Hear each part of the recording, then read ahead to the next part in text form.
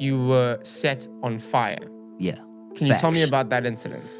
I went down to the ground and I realized I don't have training for this. And he has a gun on him now. Now he comes in the apartment and he's serious, no laughs, no happy ninja. Then he puts his gun out on the table. Did they start to feel like things were falling apart? They started to feel like things were falling apart, you know? And I think some of that stress they took out on me as well, man. What's up, everyone, and welcome to the Wide Awake podcast. My name is Joshua Rubin, and I am your host. Are you ready? And today, my guest is GBoy. Let's go. What's up, Josh? He is a rapper, singer, and songwriter, and he used to work with Die Antwoord. And I think that's kind of what you're mainly known for, right? Facts. And I also wanted to start off by saying that, you know, a lot of the previous episodes about Die Antwoord, I've done 2 now, they've been pretty heavily one-sided, where I think today my guest is a little bit different because he's had kind of a number of experiences with Die Antwoord. He's had some really positive ones. Facts. And he's also had some really negative ones as well. Facts. So I think it's a little bit more balanced. And I don't know much about the story, so we're going to learn it all together here. I know little bits though. So you ready? Let's get into it. Yeah, I'm ready. So welcome to the studio, man. Thank you for having me, Josh. I'm very excited to talk to you. Hi. How did you meet Die Antwoord? I met them through Kim. Kim Possible is Ninja Them's friend before they were famous, you know. So we were performing with my friends, Gate Crashers. We were performing at a club called 169 was in Cape Town, Long Street. So we performed there and Kim was there that night and I didn't know.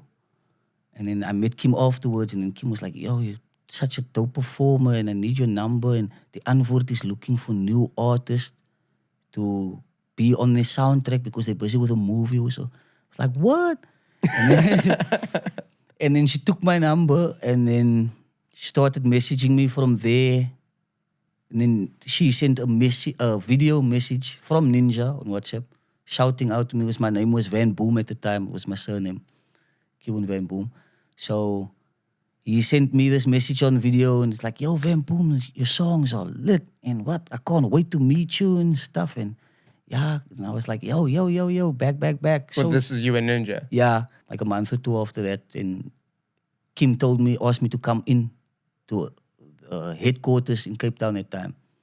What is the headquarters? Like where they would record and hang out? No, it's where they would meet, before they go, or where they would plan stuff, just Ninja, Yolandi, John, and, High Tech, and just music stuff, plans. So like a working space. Facts.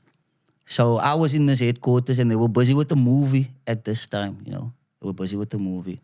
I was there for like a day. I was there for 3 days, say 2.5 days.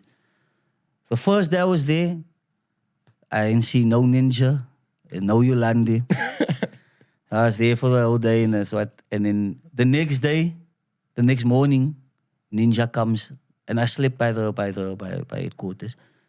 Then Ninja comes the next day, they pedal on his bike and what. And I was like, yo, and I finally must now meet him and he finally meets me. But it was like quick, man. It was like, oh, bro, and what? Yeah, we're gonna talk again. This movie thing is what is Gangsters is flipping him out and all that cock.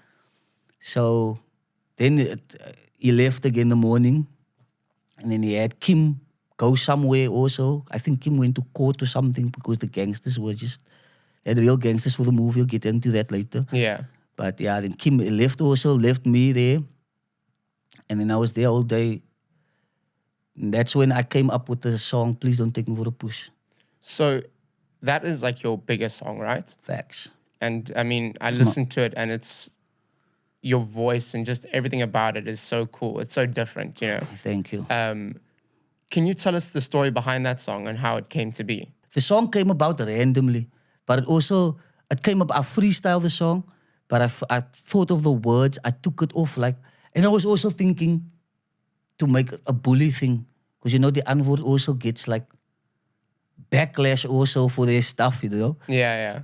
It's a bullying thing, it's a song for bullying, for little guys to stand up against the big guys. Exactly. So, and I thought it was good, you know. So I freestyled the song on a video with my phone. This little Samsung I had back then. So I recorded on the song, please don't take me for a push. You know, I was in my business being cool. And the words just came. So I was bumping that song all day from the video. And then I wrote the lyrics off afterwards, just listening to the video. And I wrote the lyrics down. And then that same night, Kim came there. And then Kim was stressed out. Kim was stressed out because of the gangsters. She had to run up and down for the movie. And then some gangsters were in jail again. And she had to correct that. So she had a stressed out day. Yeah, so just to clarify, there was a movie that Ninja and Yolandi were filming. What was it called? Die Blom van Sukwana. And this was a movie they filmed with real gangsters. And Facts. I've talked about this before, and I heard some crazy stuff about this movie. And we're going to get into all of that after we talk about the song. Yeah. But yeah, continue about the song. Yeah, so Kim came there, and then Kim was like, she was stressed out, and the only words she heard was, please don't take me for a push. And she needed that day, man. You know? She needed those words because that's how she felt that day. And then she turned that box up, the music box. She was like, bro, this is a hit. She was actually the first one that knew that this song is a hit. And then she asked me to send it to her. And then I sent it to her over WhatsApp. And then she sent it to Ninja. And the next morning, Ninja sends me a message on WhatsApp, like lots of messages. It's like, yo, the song is just, the song is this and it's that and it's good and I want to do a verse on here and we should do a music video and can I put the song on the movie? And I was like, yeah, and all that. And I was just like, I was happy at this point because now I was like, I got you. I don't know if we mentioned this, but you come from quite a poor background, right? Facts. I assume, I don't want to speak for you, but I assume this is like a big break for you. Yes, you know, definitely. Die Antwoord's massive. We all know Facts. that. And for you, this is like a way out of Facts. Definitely. your area. Definitely. That was my mindset. That's all. I was blocking out everyone else that was, you know, Die Antwoord this and hey, ain't Die Antwoord evil? And I was blocking it out because like, bro, I'm living in an evil area, you know, where for me it's, things like this don't happen, and when it does, you have to grab it with both arms, you know? So you're kind of blinded and ignoring all of the warning signs. Yeah. But also, I know who they were. You know, I was big fans of them. I knew the darkness surrounding the visuals and what people say. I knew all that. I knew Illuminati, all that shit, you know? It's like old news now already. So when I was just like, yo, as soon as I see some evil shit, like a goat, you know, whatever, I'm be out. As soon as I see some satanic, evil, dog shit, I'm out. That's what I always aware. That's what I always told myself. That's what I always told my friends and all that. So I was excited, you see, because now he has a song that likes, and it's not just that. It's not like I'm coming here and they're gonna present me a song now. I actually made a song that he likes and he just wants to put a verse on it. And you're showing your value. And I'm showing my value. So I was like, I can't imagine you coming from where you come from and like one of the biggest stars in the country is going, I want to do a verse on your song. Away. That's how I felt, bro. I was blown away, bro. I was blown away. I was like, yo, this is a blessing. You know what I'm saying? And it was a blessing. I still believe it was a blessing. Everything that happened, you know, despite the bad also. But yeah, and then Ninja was mad about the song. He said, we're gonna jump into the studio as soon as I'm done with this video, you know, with this movie. When we're done sorting it out, we're gonna jump into the soundtrack, and this must be the main song of the movie. So, and did we explain what "Don't Take Me for a Puss" means? So I think for like our international audience, I think South Africans will know. No, but you explained it better, I think, than I would. Please don't take me for a puss. Basically means in English, please don't mess with me. Please don't fuck with me. Please don't fool with me. Please don't waste my time. Waste my time. That's what it means. That's exactly what it means. And that was the title of the song. Yeah. And for you, from what I can understand, it was like you were bullied when you were younger. Yeah. And you were like standing up to the bullies. You were like, Facts. don't mess with me. Facts. You know? Yeah. The day I found out that my fist can do damage. Your fist can do talking. Yeah. So I was like, I'm gonna bully you guys now. And when it comes to, so that was the initial intent behind the song, right? Facts. And then when Ninja heard it, because obviously there was an incident with Toki and Adri, Yeah. Toki's brother, Yeah. where Toki stabbed Adri. Mm-hmm. So kind of Facts. Ninja took your version and made it into like Yeah. the version we now know, where it's about the incident that happened where Toki stabbed his brother. The first time I actually heard about it was with you and with Ben, with Toki's interview. Where About Toki the said stabbing. about the stabbing. That's the first, and that's when people started to come to me because it's my song, my music video. Did I know about this? So and you what, didn't what? know about the stabbing or anything like that? I didn't know that Toki felt that way. Okay. Oh, he didn't like I the didn't fact know, that the yeah. video was done that way. I knew about the stabbing, but I didn't know that Toki felt that way at the time. You know, because we had a blast on a I think as well, in that environment, you know, everyone's just going with it. facts. Because this is the idea, and I think everyone was trying to act cool about it. Especially in that kind of environment with those kind of personalities. You don't want to be seen as like weak or like you care about this. Oh, yeah, definitely. Can you tell me when things started to go wrong? He wanted me to dance in front of a cheetah, and I did do it. Where was that? This was it was on a segment. It was Was this for the Gangster movie? this was for the Gangster movie. So I think actually let's talk about that, because I think Yeah. that would lead into that a little bit. Facts. So can you tell me a little bit about the Gangster movie? What was it about and Yeah. the environment? It was called the Bloom of Sukwana, which means the flower of the outside, you know. That's deep. I can't get into that because that's nomaskap and that's gangster. You know. That's kind of gangster talk. Yeah, that's gangster talk. I can't talk like that. So, but the movie was filled with gangsters, actual gangsters. I'm not gonna mention names. Yeah. Not gonna mention what kind of, you know, but it was real gangsters, you know. And that for me was also very uncomfortable because I live in the hood where we choose not to dwell there. You don't want to associate with We don't gangsterism. associate with gangsters, you know. Guilty by association, you know. So, when I met them at first, they were like, they always came to me and they thought I was a gangster. They wanted to know what's my position there. Because for them, this was a gangster movie and everyone here is gangsters. If you're not a cameraman or a grip or whatever, you're a gangster. So, because usually when you do a movie, you would hire people to act like someone. Yeah. But they wanted actual gangsters to play gangsters. Yeah. One of the reasons is, I think one of the main reasons is there's a movie, Numa Skoli, no? Numa Skoli, and there was a Gums, the villain in that movie. After that movie got out, Gums actually got slapped on camera by real other gangsters in the hood, and they humiliated him on video. So there was a different movie about gangsterism in prison. Yeah. And they saw what happened to that dude because in their mind, that dude wasn't a real gangster.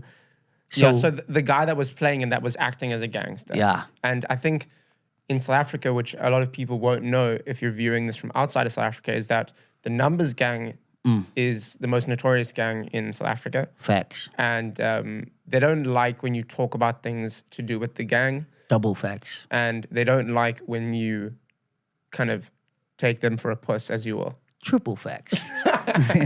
So so the guy that acted as it was beaten up because he was acting like a gangster. Yeah. And they wanted to show you, you're not a real gangster. Yeah.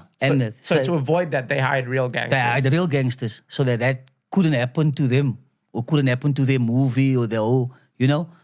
So they hired the real gangsters. Few of them were bailed out of jail. Few of them during the movie went back into jail and got bailed out again. And I remember this one time I was in Mitchell's Plain, you know. And we were at gangster's house, you know. And Yolandi wanted me to be, kind of wanted me to man up. Like I wasn't man enough or man up. In her mind, I had to be cool with gangsters. But I'm cool with gangsters. I'm cool. It's a choice. You don't want to No, be a I'm not gangster. scared or nothing. It's just a choice. So we were there. And there was a lot of gangsters. And we were there because Slag Easter was there. The guy who did Paita Yosabella, which was the last music video they put out. He was there. So we were there and I was with him. But while they were talking with the gangsters in the kitchen, Yolandi calls me. And I knew, because she told me, she heads up me, she said, I'm going to call you to stand by the gangsters and what. Because you need to man up and stuff. And then they were there. But I was uncomfortable also, man. Because I don't want to be here, bro. Like, where's the music at? Why are we not doing music? So did you feel like they were trying to kind of turn you into a gang member? Yeah, bro. Why do you think they would do that? Okay, maybe not turn me into a gang member, but they wanted me to be cool and condone it and be like cool. How they cool with it? Like they would actually rap something in Nomatal on a song. I will never do that. We're talking about the Numbers Gang. Yeah. Or making Sabella slangs and references, you see. I will never do that. Can you tell me a little bit more about the movie? So you guys were at this site and you were recording this movie with gangsters and Facts. animals everywhere. Kind of tell me what went on there. It's a lot of chaos. There was I can't say how the storyline of it is, but it was filled with gangsters, bro. There was drugs on set, bro. Took buttons, smoke out of this, those toilets that they have on the film set, those toilet on wheels.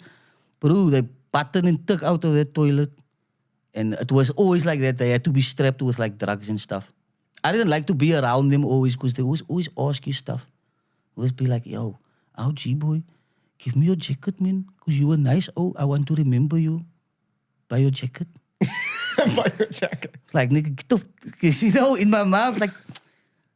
What was the payment system like? Like, how were people getting paid? And people they were getting paid in drugs and money, not just drugs. They were getting paid in drugs and money. It's just like for them, if they come to work, like if you were a weed smoker in the morning, you want to smoke a blunt or whatever, they just like, I want tuck every morning. Or stuck, no. They just want drugs every morning. But they got paid also. They got paid. I know on the set of this movie, there was a lot of animals as well. Facts. And there was an incident with you and a cheetah. Can you tell me what happened? Oh, yeah. I was supposed to dance in front of a cheetah. He wanted me to dance in front of the cheetah, which I tried and obviously failed because this cheetah was growling at me the whole time. They were also standing in front of the cheetah, just talking for the movie, a scene in the movie. It's like me and you. I can do that. And the cheetah's just laying there, but he wanted me to dance. And then I tried dancing, but the more I tried, the more this cheetah just... and they throwing pieces of meat there, you see. But this cheetah, you can see, man. This cheetah, he doesn't know what I'm doing. So he doesn't know, should he attack? And he's going into stance, bro, like, what should he do in this? And I'm telling, as he's doing, I'm telling Ninja, yo. And it's rolling. So now they have to cut again. And then roll again, try again. And I'm like, yo. And then cut again until Ninja got like upset. Because I was like, there were you sitting now. There's the cheetah and yo, I'm dancing. And this nigga just... So, he got upset that day. Because you couldn't do it. So you didn't do it the way you wanted. I didn't do it the way he wanted. Because I was dancing, I was nay-naying in front of that cheetah, whatever. But you're obviously scared because it's a dangerous I was scared. animal. So I didn't put all in that I wanted to. Because I had to crump. Crumping takes a lot. It's stomping on the ground and this. So he got so mad, bro. He shouted at you. He shouted at me. Facts. So he sweared. And here's all the men say, even Yolandi came to me and said, but that was good. It's your first time, GBoy. It was okay. But Ninja wasn't having it. He was just like, Nah, bro.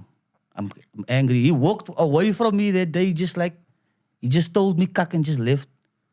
And I just left. We set up, wrap up, set the whole thing up. It was done for the day.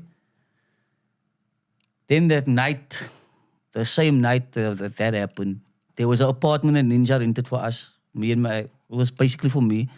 Ninja Pulse comes up that night. And I was already not feeling well because he humiliated me, man. And he pulls up that night, Lambo, thick blue hoodie. And he has a gun on him now. Now he comes in the apartment and he's serious, no laughs, no happy ninja, no, hi, yo, guys, was pop. Nothing like that. It was just, like in character. Yeah, just like serious ninja eyebrows up like this. And I knew already now he's going to come talk now and come chant us now here. And the man says, this thing that he does is very serious, this music thing. He said that to you? Yeah. So he was like, don't fuck with me. Don't fuck with me. He was basically telling me to not take him for a push. And he puts his gun out on the table. But me and my friends, it's like a little gun. Me and my friends, we saw people get shot already, man. We like, yeah, a ninja. What, from where you grow up? Yeah, because he's with his gun and he's talking here like serious. And when he says things must be done, it must be done. But he's here with this little gun. It's like all threatening, Not really threatening, but just showing us also. But we also, like, when he left, we laughed. He was like, this brother just pull up with a baby gun. Yeah, if he come to out, he will get robbed, or if he go walk in the ghetto alone, he would really know what it is like. This is another thing with him is that I've spoken to other people and like he comes from a pretty like privileged upbringing. Facts. I'm not sure if that's true. No, facts. But apparently he comes from like a normal area in Joburg. Yes, he does. And he loves that image of being hard and Facts. like being a gangster. Facts. Yolandi is actually the one that has a more harsher background. She's more ghetto. I would Where say does it like she come that. from? I heard she come from the streets. I heard she was like she was a straatkind. We smoked groen paper, like mixed paper, like weed with ants in it out of a bottleneck. She smoked that with us. As to when Ninja was like, He liked his fancy things. Yeah, he liked his, But so Yolandi also understands more Afrikaans word than Ninja. Most people think that he's like this hard guy who's like super dangerous. I don't know if he is. Like, this is like the perception I get. Like, is he really what he portrays to be? Is he that hard guy that's like super scary or? No. He has bad manners, yeah. He got bad manners, It comes with his fame, But in terms of bro, he's scared of traffic cops and stuff. Bro. Like literally. Like Yolandi is the gangster. Yolandi is the gangster one. Facts. I saw it. In what way? Like she's the one that's actually would run over there and slap her brother or hit him with a bottle or she's like that. She didn't hit nobody. She's that kind of person. She's that kind of person, yeah. There was something else you told me about you were recording and you were set on fire. Yeah. Can you tell me about that incident? Yeah, so Ninja told me that for the next video, which is nicely like a thing with Moonchild and La, that I should dance on fire. I should dance while being on fire. And he told me you're going to have a bodysuit on and all of this. And I was like, cool. Okay, cool. And then the day came that we're there. And now and I realized I don't have training for this. I don't have So did you go through no preparation or no training? Preparation, nothing. They just put that wet gel thing on me and the clothes on top of that. And I was like, but I'm also like, yo, come on. I'm telling myself to do it, man.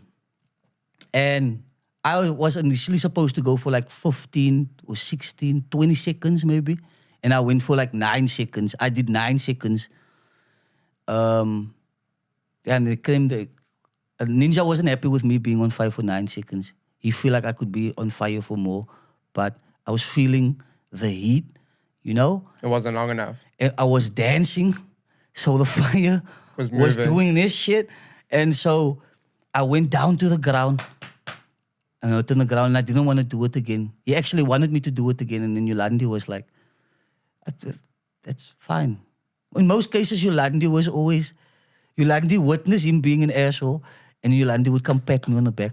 Most times, You're like, Yolandi "Don't would worry, be it's that okay." one. It's okay, G. Like the mother figure. Yeah, it's okay, G. Ninja, he must get used to Ninja. That's how he is. So, he was upset with me for that. And this was after the Cheetah, no? This was after the Cheetah incident. So this is like another thing that he's upset this about was now. another thing. So, then he was upset with me for that. And he didn't pay me or nothing for that, for being set on fire. Why didn't he pay you? Because he felt like you didn't do it good enough. Yeah, might be. But then he did pay me afterwards when I mentioned it, you know. But this was before we went on tour. This was like, this happened. The fire incident happened like 2 weeks before tour. Okay. See, and then Ninja was mad. And then I was just at the point where I felt I wanted to give up. Because we had the Cheetah incident. We had this, now we have the fire. And every time it's just like you being rude to me. And I must just accept it because you're giving me a little money now. And, you know. So I'm thinking, if this is how you are now, what are you going to be like in next year if I'm still with you guys? This is not what you signed up for. This is not what I signed up for. I came here to make music. I didn't come here to be set on fire, dance in front of a cheetah. The other video wanted to put a snake on me.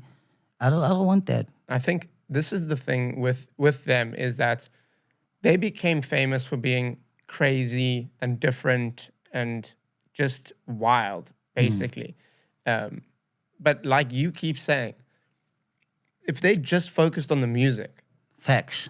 And objectively, a lot of people don't like their music. I kind of like some of it. I like the music. I like most of it. Still today. And I think they're very creative.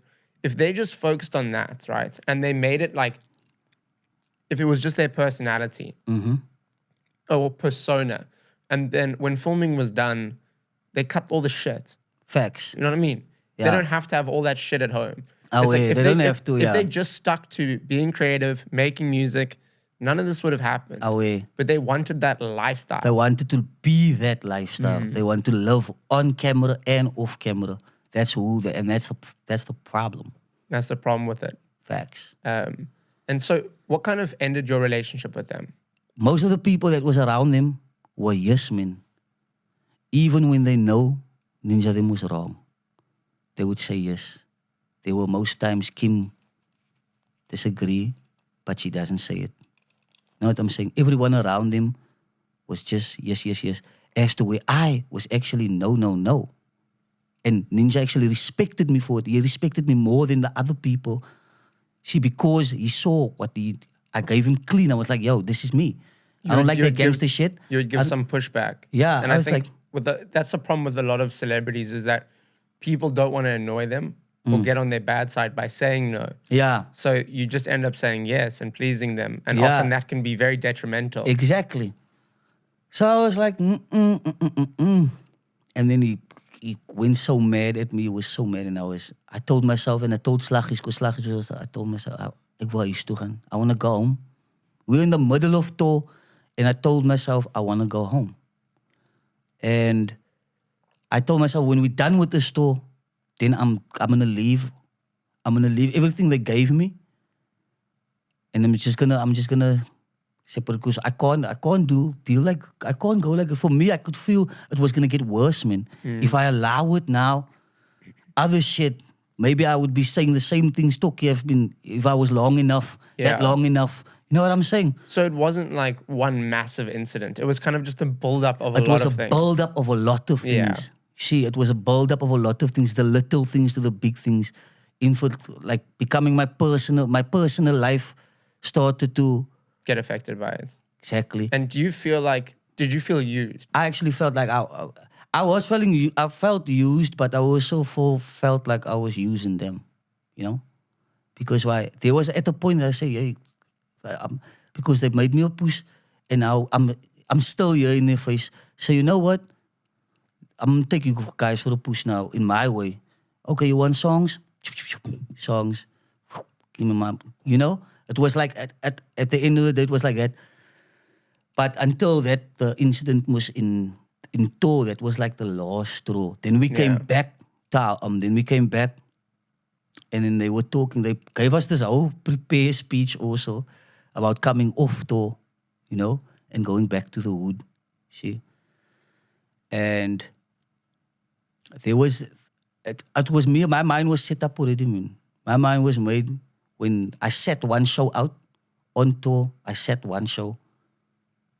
He told me to say, you're not gonna perform with us, and I was cool with it because my mind was already like I wanna go home. You were over it, yeah. Since I was over it already, and then afterwards, in the next day, we had a next place, and then he says, "I don't want this. This is your first time. I don't want you to have a bad experience, and let's just move along swiftly." And it was always like that. It always comes to him coming to me and doing that, and being like, be cool. But my mind was made up already, you know?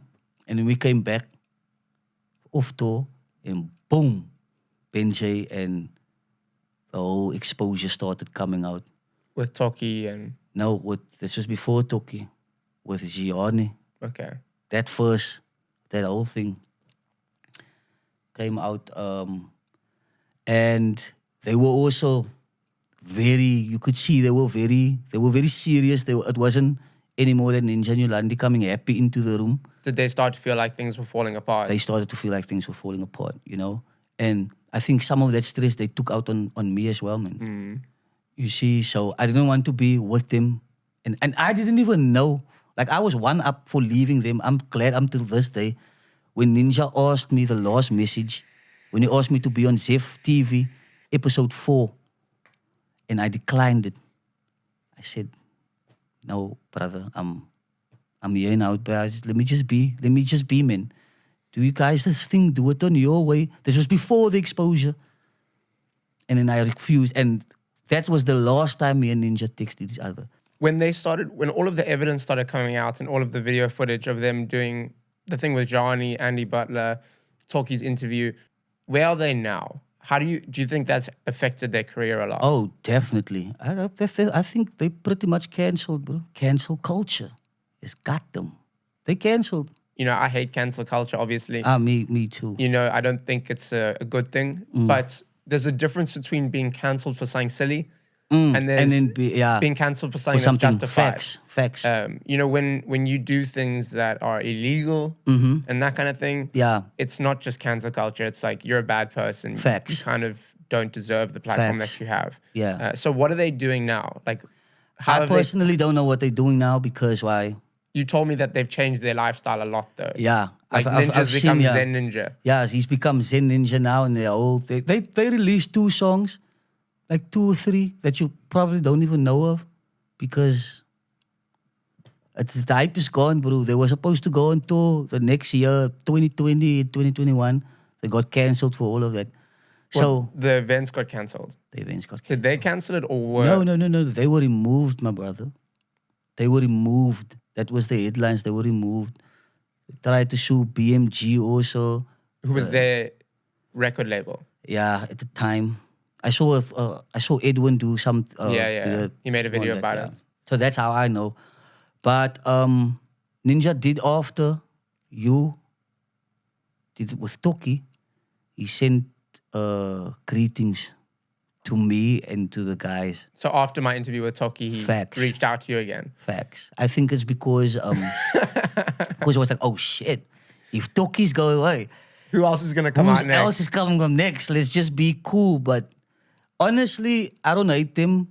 I don't feel what they did to me was something for me to hate them. I've made peace with it. At first, like I told you, I come from the hood, so that was a big opportunity. It was a big deal for me. And Ninja is a big deal. He had beef with Eminem. I met him the year that Eminem had beef in 2018. When Eminem said that on that album of him, that what Kamikaze. What was that beef about? That Kamikaze, because they used the N-word. He didn't like that. So he dissed them first. That was the second time that they dissed him again, and he say, It's like a bit of a back and forth. yeah. So you But don't hate them. Facts. So in my mind, it's like, got beef with Eminem and you out here talking to me. So it's like, I felt high. So I don't hate them at all. The only reason for me speaking is because people want answers. The music video was removed.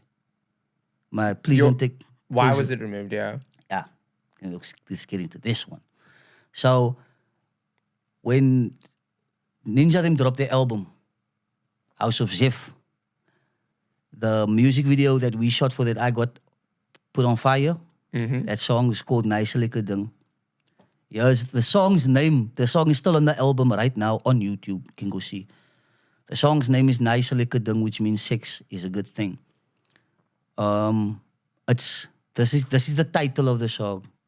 Die Antwoord, featuring Moonchild and Dla of 3 Manskap and GBoy. That was the title. Die Antwoord featuring... So it was the name of the song and then the people that were featured on the song. Yes. So here's what they do after I departed with them and I decided I'm not going back. They tried to message me. I stood on my ground and then they released that. They still keep that song on the album, but they take my name off the album. They keep my bridge on the album. They keep my vocals and everything.